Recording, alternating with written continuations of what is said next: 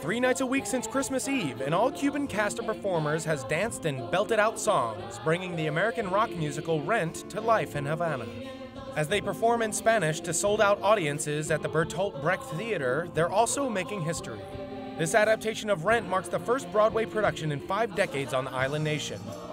Back in Miami for a visit this past week, the director behind the production, South Florida Cuban-American Andy Senor Jr., spoke of the enthusiastic support he has seen from audiences and cast members. It's exciting for me to stage a Broadway musical in Cuba. I've always wanted to go to Cuba.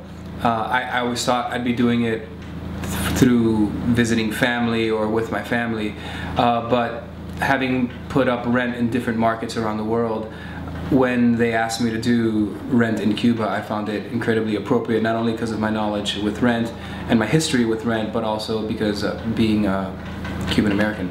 Because staged American musicals haven't taken place on the island in decades, Senor said his cast of 22 had to learn about musical theater and the history of Rent during a 2-month period before their Christmas Eve debut. For Sentinel.com, I'm Matthew Harris.